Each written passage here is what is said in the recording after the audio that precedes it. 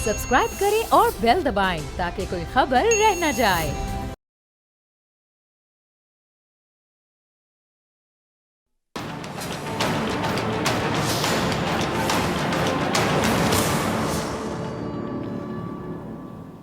अस्सलाम वालेकुम नाजरीन। रजीम चेंज था या साजिश, साइफर की कहानी सच्ची थी या सिंध हाउस से जन्म लेने वाली अदम एतमाद की तहरीक, ज़मीर बिके थे या जगाए गए थे, हॉर्स ट्रेडिंग का बाजार गर्म हुआ था या वोट की इज्जत पामाल हुई थी। पाकिस्तान तहरीक इंसाफ की हुकूमत को घर भेजने के बाद मुल्क में पैदा होने वाली सियासी, मुआशी और आईनी बहरान के खात्मे के लिए पीडीएम हुकूमत और अपोजिशन को मुज़ाकरात की टेबल पर आने के लिए 1 साल 18 दिन लग गए, और वो भी एक 1 पॉइंट एजेंडे पर के इलेक्शन एक दिन होंगे।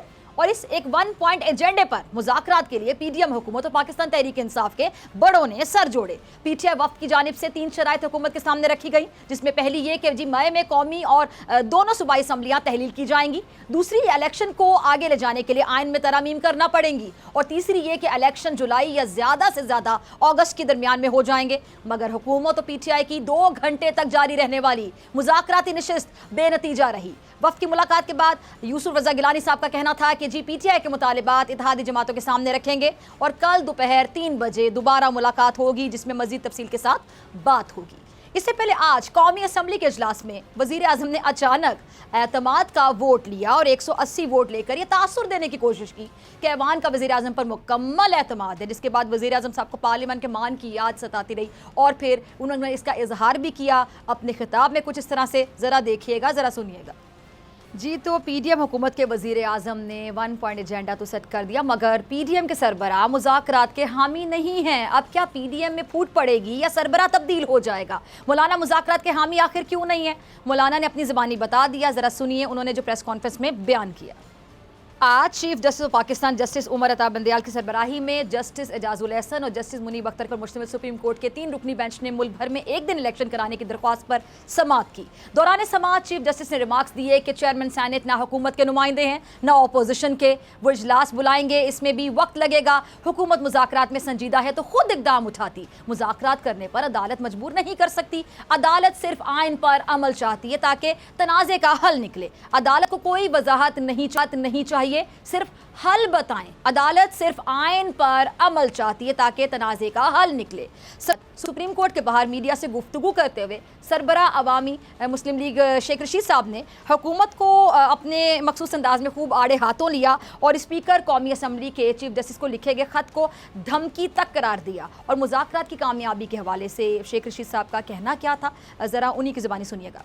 जी, तो मेरे साथ मेहमान मौजूद हैं, माहिर कानून नज़र सदीक साहब, पीपल्स पार्टी से हसन मुर्तज़ा साहब, सदीक जान ब्यूरो चीफ इस्लामाबाद, और पीटीआई से कवल शोज़ब साहिबा। इससे पहले कि मैं मेहमानों की तरफ जाऊँ, टेलीफोन लाइन पे मैं ज्वाइन किया है शाह महमूद कुरैशी साहब ने। सबसे पहले कुरैशी साहब आपकी तरफ आना चाहूँगी, फिर बाकी मेहमानों की तरफ आती हूँ। कुरैशी साहब, मुज़ाकरात की पहली नशिस्त कह लें, पहला दौर कह लें, जो ख़त्म हुआ, और अभी शेख रशीद साहब को हम सुन रहे थे, वो कह रहे थे आज के जी ये तो बेनतीजा ही होगा, और बहुत से लोग कह रहे हैं कि शायद बेनतीजा ख़त्म हो गया, कल बहरहाल दोपहर को 3 बजे दोबारा ये मुज़ाकरात होंगे। क्या हुआ?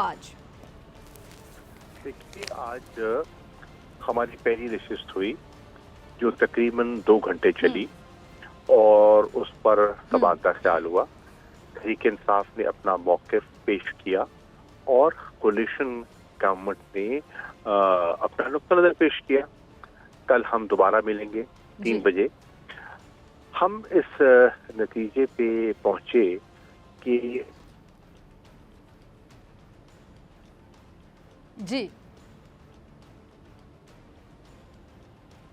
कुरैशी साहब हमारे साथ हैं, मेरे ख्याल से उनका राब्ता मुनक़ता हो गया। ठीक है, मैं अज़हर सदीक साहब की तरफ जा रही हूँ। ठीक है जी, उनका दोबारा अगर लाइन पर हो तो बता दीजिएगा। नाजरीन, ये चूँकि लाइव प्रोग्राम है तो मुझे इसी तरह बताना पड़ा अपनी टीम को। जी, अज़हर सदीक साहब, मैं आपकी तरफ आना चाहूँगी। बड़ी खुश आइन बात है कि जी हुकूमत और अपोजिशन जो है वो मुज़ाकरात की टेबल पर आ गए, मगर आपको नहीं लगता कि बड़ी देर हो गई? अब कामयाबी के आपको कितने इम्कानात नज़र आ रहे हैं? जैसे कि बहुत से लोगों का कहना है कि बेनतीजा ख़त्म हो जाएंगे, उम्मीद रखनी चाहिए क्या?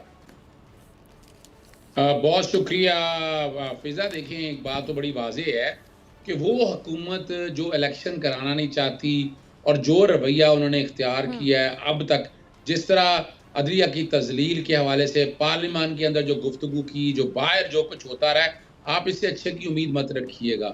मैं भी बड़ा क्लियर हूँ और मैं शेख रशीद साहब का जो नुक्ता नज़र है मैं उससे इत्तफाक करता हूँ, लेकिन बात सिर्फ इतनी है कि कल कोई ये कहे ना, ये जब ये हमारी सियासत का रुख है कि मौका जरूर दिया जाता है और मौका दिया, ये मौके में निकलना कुछ नहीं है। अगर अगर इतने ईमानदार हों या इन्हें आईने पाकिस्तान 1973 पे आप इतना कह रहे मौके यकीन में हो। निकलना कुछ नहीं। अजहर साहब आपकी इजाज़त से, सॉरी मैं आपकी तरफ शामिल कुरैशी साहब से रब्ता बहाल हो गया। कुरैशी साहब मैं आपकी तरफ आना चाहूँगी। जी आप वहीं से प्लीज़ शुरू कीजिएगा, क्या हुआ मुज़ाकरात में? मैं इस कर रहा था कि हमने अपना नुक्ता नज़र पेश किया और हुकूमत का नुक्ता नज़र सुना और हम इस नतीजे पे पहुंचे कि मज़ाकरात, सियासी जमातें मज़ाकरात से इनकार नहीं करती और हमने बहसीत तहरीक इंसाफ ने ये आमादगी का इजहार किया कि कोई अगर वे फॉरवर्ड निकल सकता है आइन के दायरे के अंदर रहते हुए तो हमें कोशिश करनी चाहिए, और अगर नहीं निकलता तो फिर सुप्रीम कोर्ट का फैसला तो अपनी जगह मौजूद है। और वो चीफ जस्टिस साहब ने भी कहा वो जो 14 मई का उनका फैसला है वो बिल्कुल मौजूद है और उससे कोई इनकार नहीं कर सकता। आइन बड़ा वाज़ेह है और उस गैर मुबहम पोजीशन को सुप्रीम कोर्ट के फैसले ने मजीद उस पर वजाहत कर दी है। लेकिन मैं इस वक्त कोई, चूंकि मज़ाकरात का अमल शुरू हुआ है, मैं मोहतात गुफ्तगू करना चाहता हूँ। मैं कोई ऐसी बात इस स्टेज पे नहीं करना चाहूँगा को मेरे बहुत से जहन में चीज़ें हैं जिससे कहते हैं ना माहौल मुतासर हो। मैं नहीं चाहता। तहरीक इंसाफ की सोच मुस्बत थी, मुस्बत है। हम आइन की पासदारी के लिए, रूल ऑफ लॉ के लिए हम खड़े हैं और खड़े रहेंगे और इस स्टेज पर ज्यादा गुफ्तगू मैं समझता हूँ मैं ना ही करूँ तो बेहतर है। ठीक है जी, ठीक है जी कुरैशी साहब, बहुत शुक्रिया। ठीक है, बहुत शुक्रिया आपके वक्त के लिए। हसन मुर्तज़ा साहब, क्या हो जाए इससे पहले एक ही दिन इंतखाबात हो जाएं? जी बिल्कुल, यकीनन एक ही दिन होने चाहिए, वो चाहे अगस्त में हो, चाहे अक्टूबर में हो, चाहे मई में हो, एक ही दिन होने चाहिए। ये तो सारों का मौक़िफ़ है और मैं समझता हूँ कि कुरैशी साहब ने बड़ी अच्छी गुफ्तगू की। बंदे को अपने नज़रियात के साथ, अपनी आइडियोलॉजी के साथ खड़े रहना चाहिए, लेकिन जब भी मुज़ाकरात का अमल हो उसमें किसी किस्म की भी कोई गैर मोहतात बात या रवैया नहीं होना चाहिए। अच्छी बात है, बातचीत के ज़रिए ही मामलात हल हों तो वही मेरे ख्याल में देखते होते हैं और बड़ा अच्छा कदम है अपोजिशन की तरफ से भी और हुकूमत की तरफ से भी। बस रवैयों की तब्दीली की ज़रूरत है। बातचीत के ज़रिए मामलात हल होते रहते हैं और ये आज जिस आइन की बात कर रहे हैं ये भी बातचीत के ज़रिए ही बना था और कंसेंसस के साथ ही ये बहाल भी हुआ था 18th अमेंडमेंट। ये सारी चीज़ें जो हैं ये हमें अच्छी तरफ लेके जा रही हैं। हमें भी उस अच्छे में जो है वो फिर गुफ्तगू करके और उस अमल को जो है वो आगे बढ़ाना चाहिए। ठीक है। अच्छा कवल शोज़म, मैं इससे पहले कि आपकी तरफ सदीक जान को ज़रा शामिल गुफ्तगू करूँ। सदीक जान, आपने भी शामिल कुरैशी साहब को सुना, पीटीआई की मतलब पार्टी के ये सीनियर वाइस चेयरमैन है और बड़ी उन्होंने नपे तुले अल्फाज में गुफ्तगू की। उन्होंने कहा मैं बहुत सी बातें कहना चाह रहा हूँ लेकिन मैं नहीं कहना चाहता इस मोड पे आके। तो आपको लगता है ये बड़ी मेच्योरिटी का सबूत उन्होंने दिया कि अब मुज़ाकरात से इट मीन्स कि ये लोग बड़े उम्मीद लगा के बैठे हैं कि मुज़ाकरात का जो दूसरी नशिस्त होगी कल की या उसके बाद अगर कोई और नशिस्तें होती हैं तो बेनतीजा नहीं होंगी, कोई फ़ायदेमंद साबित हो सकती हैं?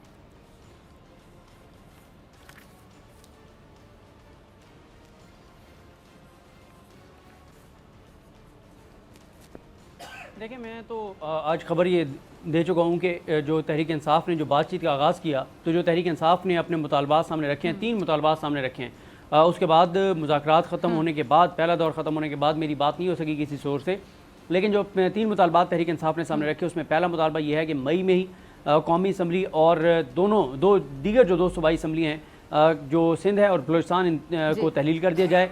दूसरा जो तहरीक इंसाफ का मुतालबा है वो ये है कि अगर मामला 14 मई से आगे लेके जाना है इलेक्शन के लिए तो उसके लिए आइनी तरमीम की जाए और आइनी तरमीम के लिए 228 वोट चाहिए। इस वक्त कौमी असम्बली में 218 अरकान असम्बली हैं। तहरीक इंसाफ के इस्तीफ़े जो हैं उनका फ़ैसला वापस लिया जाए और तहरीक इंसाफ वापस असम्बली में जाए और आइनी तरमीम की जाए।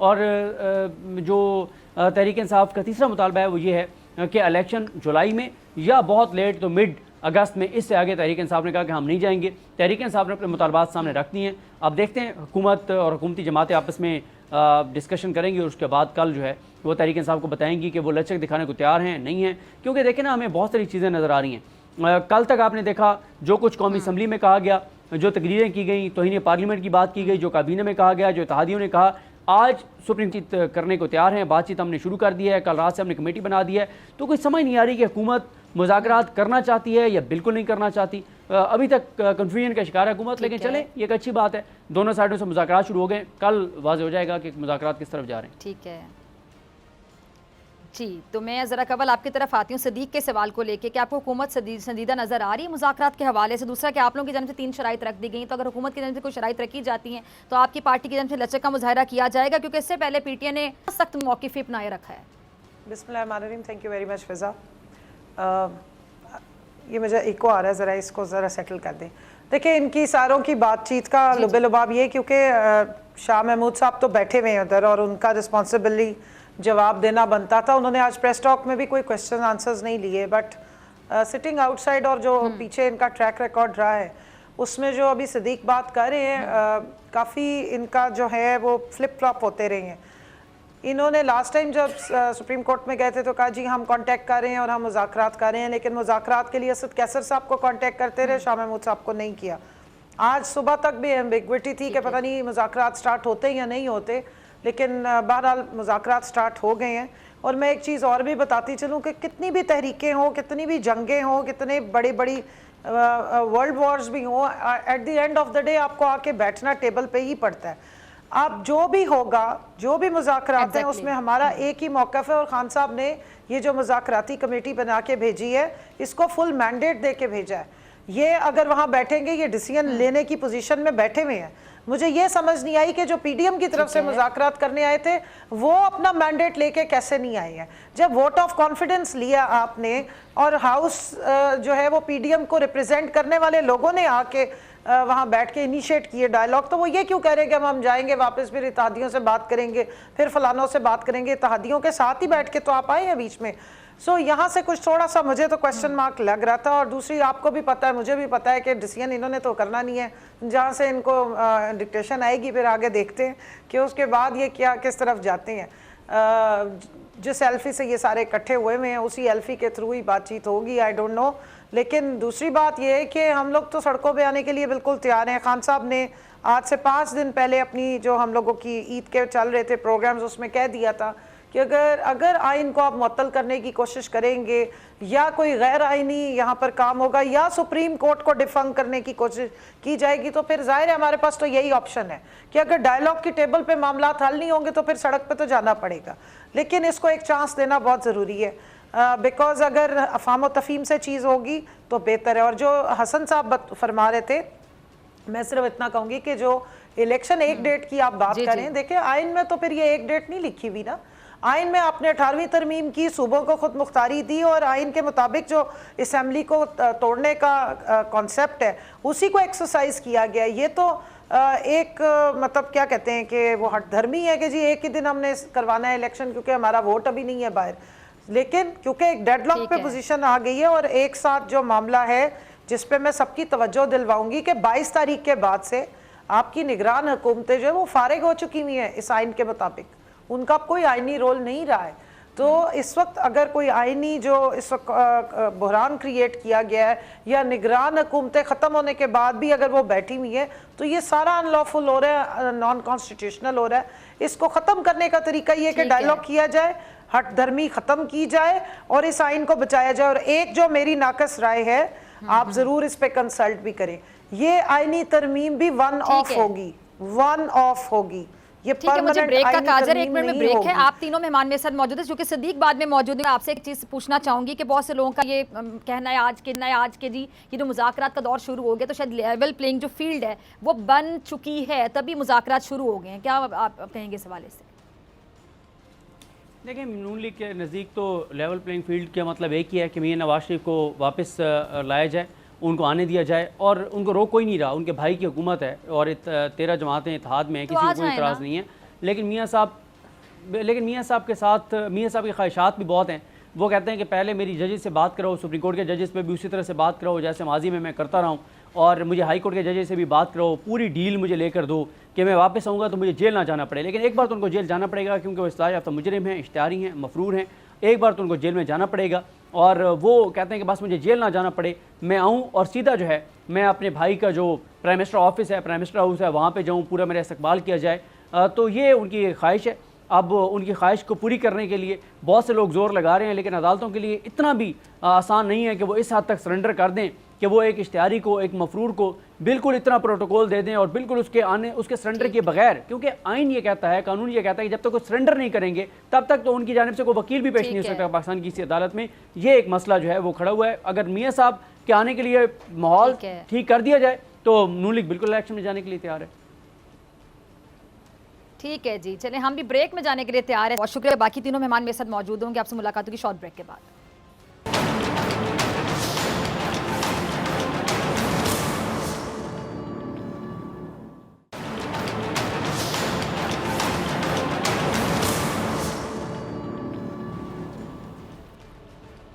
वेलकम बैक नाज़रीन। अज़हर सदीक साहब, हसन मुर्तज़ा साहब और कंवल शोज़ब साहिबा मेरे साथ मौजूद है। तीनों मेहमानों का फिर से बहुत शुक्रिया ज्वाइन करने के लिए। हसन मुर्तज़ा साहब, मैं आपकी तरफ आना चाहूँगी। ये प्राइम मिनिस्टर साहब ने जो आज एतमाद का वोट लिया है, इसकी वजह क्या समझ आती है आपको, क्यों ज़रूरत पेश आई? देखें, लीडर ऑफ द हाउस जो है वो किसी वक्त भी एतमाद का वोट ले सकता है। इसमें तो कोई ऐसी बात नहीं है कि कि वो उन्होंने क्यों लिया, क्यों ज़रूरत महसूस हुई। जब भी हो इत्तेहादी हुकूमत है, और अगर वज़ीर आज़म साहब ये समझते हैं या कोई भी लीडर ऑफ द हाउस चाहे वो प्रोविंस के अंदर हो, वो समझता है कि मुझे ले लेना चाहिए, तो वो वोट अगर ले लेते हैं तो उसमें क्या। लेकिन ये आज के दिन का इंतखाब क्यों किया गया ना, मेरा सवाल ये है आपसे। वो कल भी होता तो ये सवाल हो सकता था कि कल का दिन क्यों मुंतखब किया गया। इसके लिए कोई पाबंदी नहीं है, वो किसी टाइम भी ले सकते हैं। वो तो उनका अपना है कि वो कि उनके इत्तेहादी उनके साथ हैं नहीं है, इसमें कोई ऐसा तो कोई इशू नहीं है। आपकी बात पे अज़हर सदीक साहब हंस रहे हैं, आपकी इजाजत से जरा उनसे पूछ लूं कि क्यों मुस्कुरा रहे हैं अज़हर सदीक साहब? जी अज़हर साहब। अच्छा नहीं, मैं बता देता हूँ। उसकी बुनियादी वजह ये है कि मौजूदा हुकूमत, आपको पता है, बैसाखियों के सहारे पर खड़ी है। आइन और कानून का दूर तक पासदारी नहीं करनी है। इन्होंने सुप्रीम कोर्ट का जब फैसला आ गया कि पैसे देने, और पैसे कुछ सुप्रीम कोर्ट के नहीं थे, पैसे इलेक्शन कराने के देने, और इलेक्शन का पैसा ये रोक नहीं सकती, इनका बाप भी रोक नहीं सकता है। पार्लियामेंट का क्या ताल्लुक इस सारे मामले में? सरकार का पैसा है, ये कोई अपना गवर्नमेंट ने जेब से देना है, और इलेक्शन कराने के लिए जितने मर्जी पैसे इलेक्शन कमीशन मांगे वो देने पड़ेंगे, उसका ऑडिट होता रहेगा बाद में। अब हुआ क्या, इन्होंने बड़ी जल्दबाजी में ये काम कर दिया।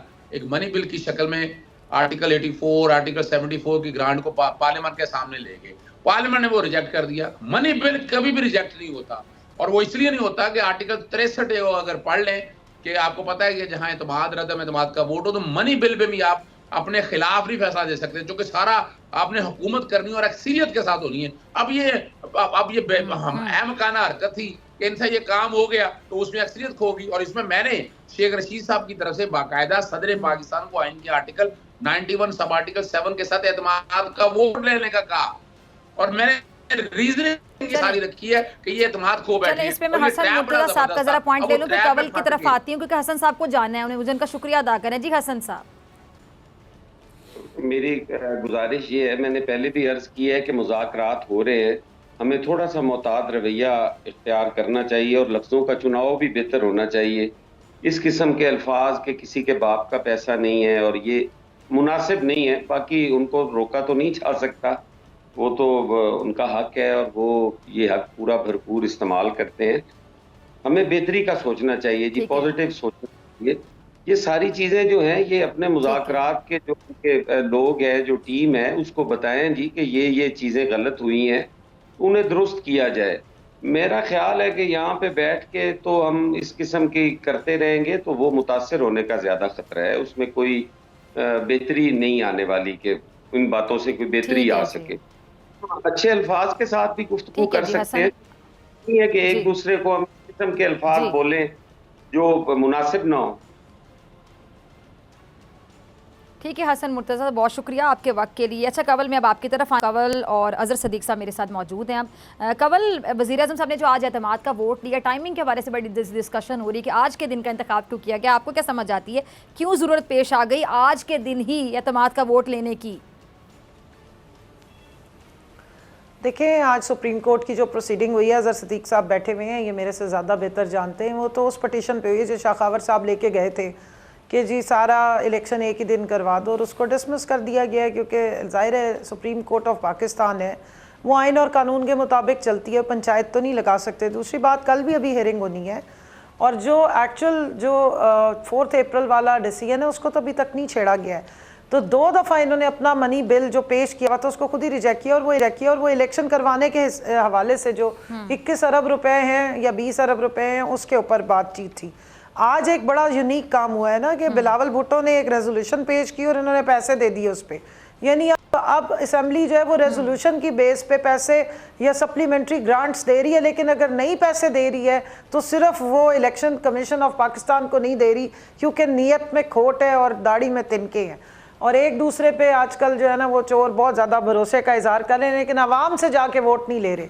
वोट ऑफ कॉन्फिडेंस इन्हें आवाम से लेने की ज़रूरत है, वोट को इज्जत देने की और दिलवाने की ज़रूरत है, वहाँ से भागे हुए हैं। सो इसलिए आज ये ज़बरदस्ती का वोट ऑफ कॉन्फिडेंस लिया गया। जरदारी साहब इसके मास्टरमाइंड थे, इस तरह के शगुफे वही छोड़ सकते हैं कि चलो एक दफ़ा कल की प्रोसीडिंग से पहले जो सुप्रीम कोर्ट में होनी है ये हम तासुर दे दें कि जनाब इन वज़ीर आज़म साहब को तो बहुत ज़बरदस्त तरीके से लोगों का एतमाद का वोट हासिल है। अब जो लोग असम्बली में बैठे हैं, हाफ असम्बली चल रही है, डिफंग असम्बली है, जो असली अक्सरियती जमात है उसको आपने ज़बरदस्ती बाहर रोका हुआ है ताकि वन साइडेड वो जो ममरान खान करता हुआ राजा रियाज है लोटा, उससे सारे डिसीजंस करवा सकें। मर्जी का नैब का चेयरमैन लगवा लें, मर्जी के जो है वो आगे केयर टेकर सेटअप है तो वो उसी से ही करवाना चाहते हैं। सो इस सारे मामले को जहन में रखते हुए उन्होंने वोट ऑफ कॉन्फिडेंस भी लिया, और वो जो इजहार तशवीश किया था या एक पॉइंट दिया था सुप्रीम कोर्ट ऑफ पाकिस्तान ने लास्ट टाइम कि आप अगर मनी बिल भी करते फिरेंगे, मुझे लोग पहचानते नहीं है। पहचानने वाली बात नहीं, पहचानने वाली बात कर रहे हैं। पहचानने वाली जो इस तरह के लोग होते हैं उनको तो घर वाले नहीं पहचानते, तो अब वो पहचानने के लिए फिर इज्जत भी चाहिए होती है ना, कोई क्रेडिबिलिटी भी चाहिए होती है। जिस टिकट पे अभी तक वो बैठे हुए हैं उसी में ही जिस थाली में खाते हैं उसी में छेद करेंगे, तो फिर लोग इस्तेमाल करके टिश्यू पेपर की तरह फेंकते हैं और वाकई पहचानते नहीं है। तो अब इसी तरह का मुकद्दर है इनका, लेकिन असेंबलियों में जो गंद मचाया हुआ है इन लोटों ने और जिस तरीके से इनको लेके चला जा रहा है, ये इसी वजह से इन्होंने हमारा रास्ता रोका है। जब हमने पॉलिसी स्टेटमेंट दी और हम वापस जाने लगे तो इन्होंने, मैं यहाँ अज़हर सदीक साहब बैठे, मैं कानूनी नुक्ता दे दूँ, 11 अप्रैल 2022 को हमने इस्तीफे दिए थे अपने डिप्टी स्पीकर को, जिसको रूलिंग दे के ख़त्म किया गया कि जनाब ये तो इस्तीफे ही ठीक नहीं है, ये हाथ के लिखे होने चाहिए और 1 बाय 1 जाके देने पड़ेंगे। 16 अप्रैल 2022 को ये मौजूदा स्पीकर साहब इलेक्ट हुए हैं और रेट्रोस्पेक्टिव में पीछे जाके 11 तारीख को इन्होंने हमारे इस्तीफे एक्सेप्ट किए। जो बंदा स्पीकर ही नहीं था 11 तारीख को, वो 11 को जाके कैसे इस्तीफे एक्सेप्ट कर सकता? और वो इस्तीफे जिनको आप पहले ही कह चुके हैं कि ये रिजेक्टेड इस्तीफे हैं, इनकी कोई हैसियत नहीं है, एक्सेप्ट नहीं हो सकते, हैंड रिटर्न दीजिए और आके 1 बाय 1 इसको एक्सेप्ट करवाइए। सारे मामलात बदनीयती पे है। और अभी जो डायलॉग हो रहे हैं और जो अभी हसन साहब कह रहे थे कि जुबान अच्छी इस्तेमाल की जाए, जुबान बाकी अच्छी इस्तेमाल की जाए। जरा आज जो ट्वीट्स किए ना इनके इंटीरियर मिनिस्टर राना कातिल ने, वो जबान जरा चेक कर लेंगे किस किस्म के फवाद चौधरी को जवाबी बयानात उन्होंने दागे हैं। तो जुबानों की तो ट्रेनिंग और सफाई इन सब की होने वाली है। ये बेहतर मुनासिब शख्स हैं तो ये जाके इन वज़रा की जुबानों की ट्रेनिंग करें और जो गंदा ग्रीस का तेल ऊपर मला हुआ है ना वो साफ करें, उनको थोड़ी तरबियत करें। जो पूरे रोज़ों में रमज़ान की मुकद्दस महीने में जुबानों को तेल इतना खौफनाक लगा रहा है, उनकी अब कहाँ से बंद होनी है वो। अज़हर सदीक साहब, मैं आपकी तरफ आना चाहूँगी। अभी शामिद कुरैशी जब आगाज़ में हमारे साथ मौजूद थे, मुज़ाकरात के हवाले से वो कह रहे थे कि जी मुज़ाकरात का जो दूसरा दौर है, मैं मोहतात होकर बात करना चाहता हूँ। शायद वो पूरी उम्मीद थे कि मुज़ाकरात का कोई ना कोई नतीजा निकल आएगा, लेकिन उन्होंने साथ ही कह दिया उसके बाद अगर नहीं भी निकलता तो जी सुप्रीम कोर्ट का जो डिसीजन है वो आपके सामने है, तो उसको तो फैसले को तो ये लोग मानते नहीं हैं। वो अभी तक 4-3 वाली बहस से बाहर नहीं निकल रहे, कैसे देखते हैं आप? डॉक्टर फिजा, आपको पता है कि ये पार्लियामान में शेर बनते हैं, अंदर घुस जाते हैं पार्लियामान में, वो आइन के आर्टिकल 69 का सहारा लेने के लिए, लेकिन सुप्रीम कोर्ट के सामने यही पेश हुए, वहाँ मिन्नतें तरले इन्होंने की, आपके सामने है। तो फैसला तो फिर सुप्रीम कोर्ट का माना ना इन्होंने, आके नहीं कहा अटॉर्नी जनरल पेश हुआ है, वो तो सिर्फ आवाम को बेवकूफ़ बनाने के लिए कहते हैं। जो प्रॉब्लम इस वक्त है कि इस वक्त बड़ी बुरी तरह से फंस चुके हैं, आइन इन्होंने तोड़ दिया हुआ है, आर्टिकल 4 और 5 की वायलेशन हो गई है, पैसे 21 अरब रुपया देने से इनकार कर दिया, तौहीन अदालत वो हो चुकी है। तौहीन अदालत में समझे पार्लियामान ने तो बाद की बातें हैं, असल तो आपकी एग्जेक्टिव ने, वजीर आजम ने, वजीर खजाना ने जो फैसले किए हैं उनके पे तौहीन। अब दूसरी और बात जो चल रही है ना, यानी आज सुप्रीम कोर्ट ने तो कहा कि जो कुछ करना है आपने करें, और आइन में कहीं भी नहीं लिखा हुआ, ये बात भी कई दफा डिस्कस हो चुकी है कि इलेक्शन एक दिन कराने का कॉन्सेप्ट ही नहीं है। ये वैसे ही आप बिला वजह जबरदस्ती डालना चाह रहे हैं, इलेक्शन इन्होंने नहीं कराने। जो असल बात है कि ये 14 मई का इलेक्शन आगे मुलतवी कराना चाहते हैं। ये तो अक्लमंदी है कि इमरान खान साहब ने टीम बड़ी अच्छी इंटेलिजेंट मुंतखब की है कि इनकी जुबानें बंद करने के लिए वो भी जाकर इनके साथ बैठ जाएं। बात एक ही एजेंडा है, वन पॉइंट एजेंडा है कि अगर आप इलेक्शन कराना चाहते हैं, आपको पता है इलेक्शन मुलतवी कराने के लिए या तो सैलाब आना था, या जल्जले आने थे, या तूफान आने थे, या कत्लो गारत होनी थी, वो तो हो नहीं सका। अब एक ही रीजन है कि ये इलेक्शन आगे हो सकते हैं, बिल्कुल हो सकते हैं। उसके लिए क्या होगा, आपको असम्बलियां तहलील करनी, और अभी करनी पड़ेंगी असम्बलियां तहलील, नेशनल असेंबली करें, दोनों सूबाई असम्बलियां करें, तो फिर आकर बात कर सकती है कि पाकिस्तान तहरीक इंसाफ करेगी, ठीक है। जैसे सुप्रीम कोर्ट ने कह दिया था जुलाई में इलेक्शन करा लें। इस वक्त जो बात असल जो है वो समझने वाली है, जो बात पीछे रह गई थी वो साहब चले गए।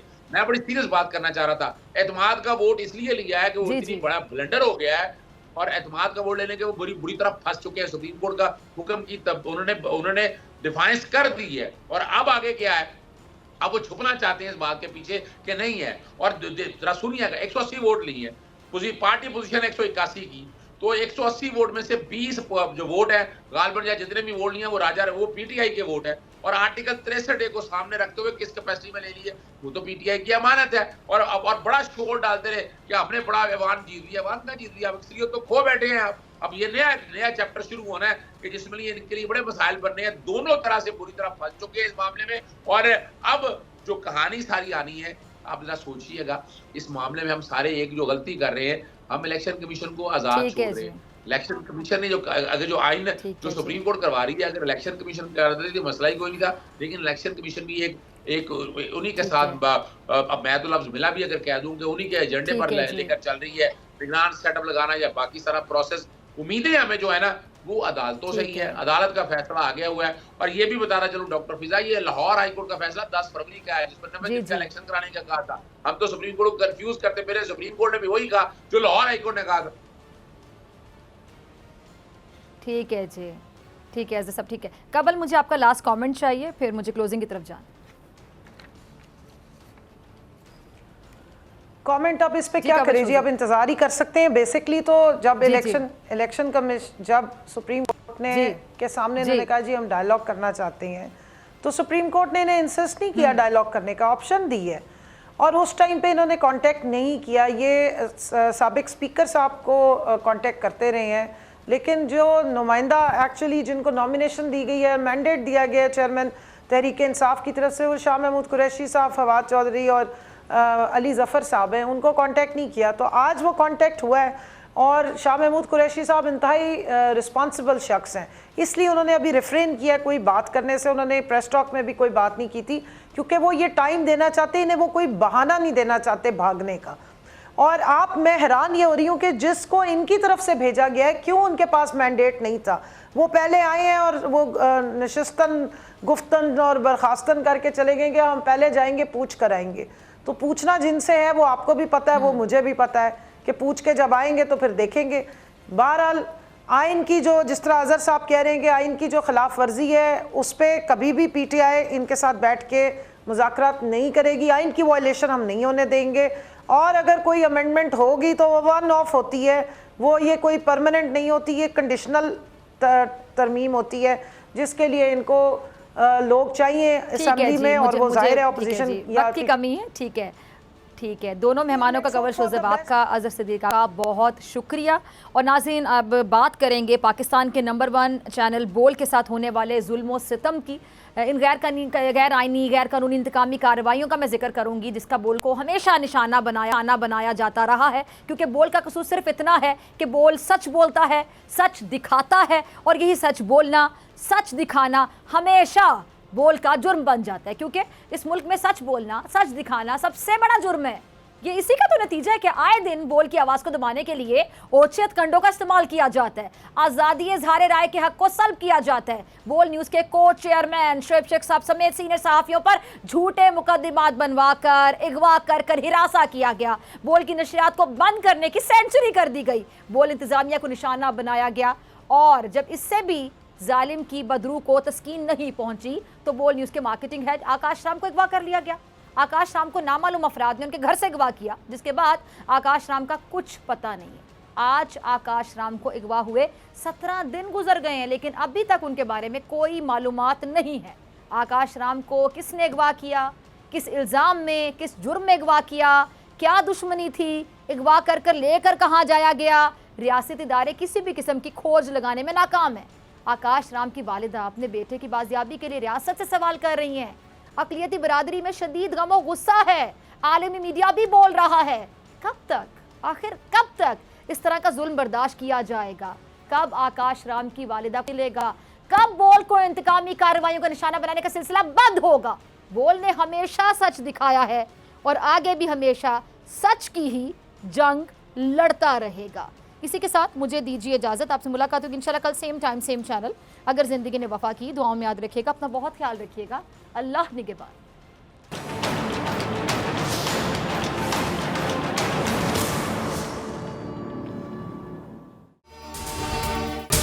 अगर आपको ये वीडियो पसंद आई तो सब्सक्राइब करें और बेल आइकन पर क्लिक करें। हवाए नफ्स की है हुक्मरानी, लुटेरा कर रहा है पासबानी। बोल न्यूज के मार्केटिंग हेड आकाश राम ताहा लापता, तफ्तीशी इदारे जवाब देने से कासिर। अहले खाना परेशान, बेटे की जुदाई में माँ गम से निढाल। जो बच्चो हिंदू पर आए थे जो को पाकिस्तानी, मुझे मेहरबानी करे पंहिंजो आकाश वापस कयो। हुकूमत से बेकसूर और मुहिब्बे वतन बेटे की बाजियाबी के लिए फरियाद। आकाश राम के अगवा के खिलाफ अहले खाना की जानिब से सुप्रीम कोर्ट में दरख्वास्त दायर। सुप्रीम कोर्ट के चीफ जस्टिस उमर अता बंदियाल से आकाश राम के अहले खाना की जल्द समाअत की इस्तदा। मुश्किल की इस घड़ी में आलमी मीडिया ने भी उठाई आवाज। CNN, आज तक, इंडिया टुडे, टाइम्स नाउ समेत आलमी मीडिया ने आकाश राम के अगवा के खिलाफ दिया बोल का साथ। उफ क्या जुल्म है, बोल इंसाफ का मुंतजिर। सब्सक्राइब करें और बेल दबाएं ताकि कोई खबर रह न जाए।